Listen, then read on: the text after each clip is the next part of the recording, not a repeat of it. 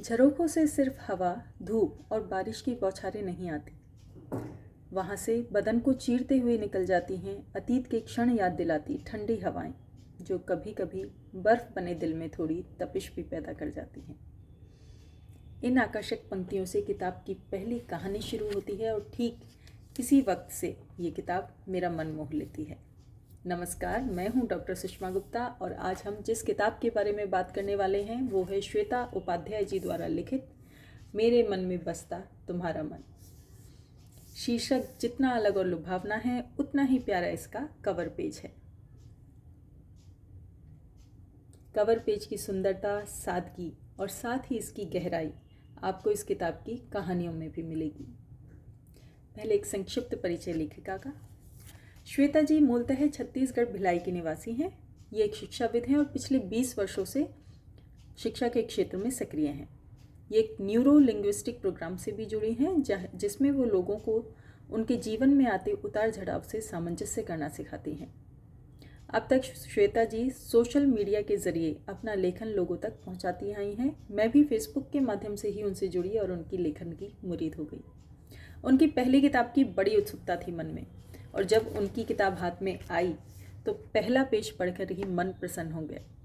इस किताब को मैंने बहुत आराम से धीरे धीरे पढ़ा, इसलिए इसकी समीक्षा आप तक पहुंचाने में थोड़ी देर हो गई।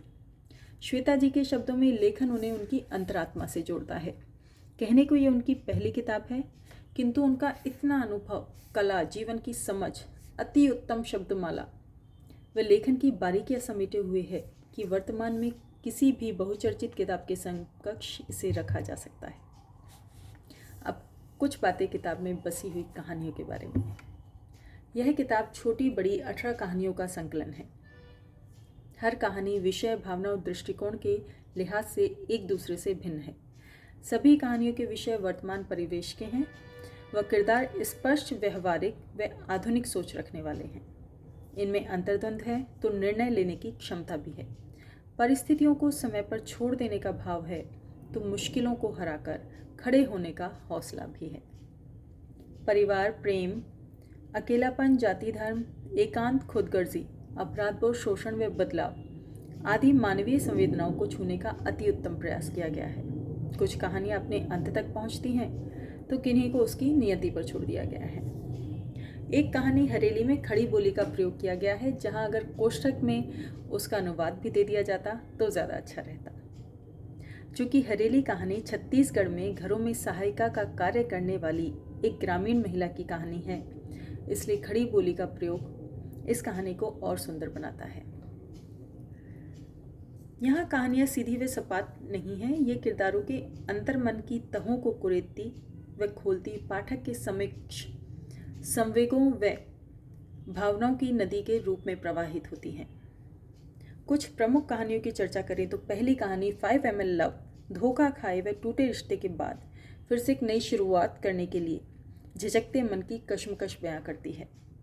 नायिका नीरा की उलझन, नए साथी की तलाश व उसके सानिध्य को आतुर मन व तन, प्रेम में धोखा खाने के उपरांत नए संबंध को प्रेम या केवल संबंध के तराजू में तौलते हृदय का इतना सुंदर चित्रण है कि आप इस कहानी को पढ़कर मुग्ध हो जाते हैं। कहानी के नायक कबीर का ये संवाद, जैसे कैमरे के एक ही अपर्चर से सभी तस्वीरें नहीं ली जा सकती, वैसे ही एक दृष्टिकोण से पूरी जिंदगी नहीं जी जा सकती, जीवन की यथार्थता को बखूबी परिभाषित करता है। एक कहानी कितना लंबा साथ ये बताती है कि हम हर रिश्ते में स्वार्थी होने का जिम्मेदार केवल पुरुष को नहीं ठहरा सकते। आज की स्त्रियां भी रिश्तों में समर्पण से ज़्यादा स्वार्थ खोजने लगी हैं। नदी किनारे बसा शहर व एक खूबसूरत सीरत, दोनों प्रेम कहानी प्रेम को जाति व धर्म में बांटती दुनिया का कड़वा सच बयां करती हैं। यहाँ कहानियाँ संवादों से नहीं, मन के भावों से आगे बढ़ती हैं और वो भावनाएं सीधे आपके दिल तक पहुंचती हैं। उदाहरण स्वरूप कहानी नेक्स्ट सेशन में एक सामान्य दिखने वाली लड़की जो कि पेशे से गायनोकोलॉजिस्ट है, अवसादग्रस्त हो जाती है। इस स्थिति में उसके मन के भाव देखिए।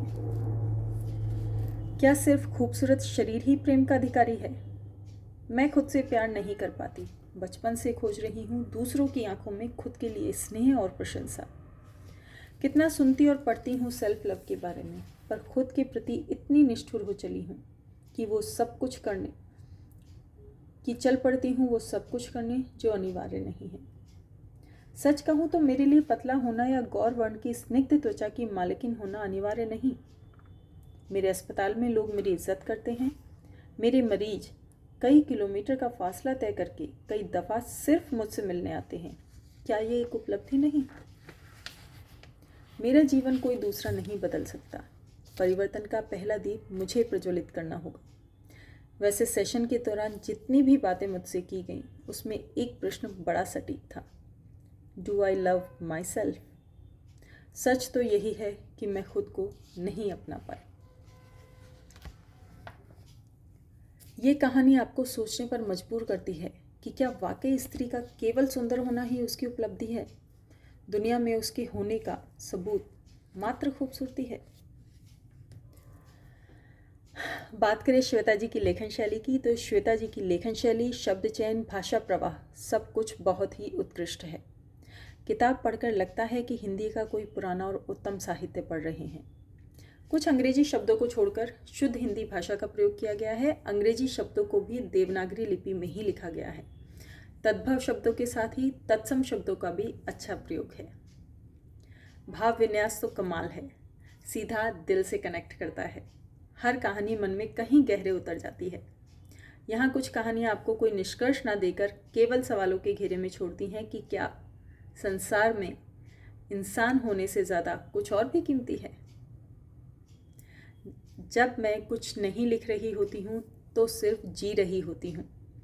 लिखते रहना और साथ साथ जीते रहने में कुछ अधूरा रह जाता है।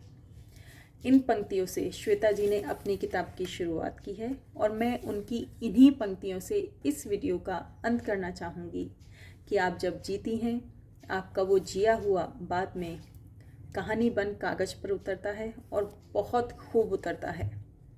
आप ऐसे ही उत्कृष्ट कृतियाँ लाती रहें, खूब पढ़ी जाएं। आपके उन्नत भविष्य की असीम शुभकामनाएं। अच्छी किताबों की चाहत रखने वालों के लिए ये किताब ज़रूर पढ़नी चाहिए। बहुत अच्छी किताब है। जिन्होंने मेरा चैनल अब तक सब्सक्राइब नहीं किया है तो ज़रूर सब्सक्राइब करें, क्योंकि आगे और भी नई किताबों के बारे में मैं नई वीडियोज़ लाती रहूँगी। अगले वीडियो तक के लिए शुभ विदा।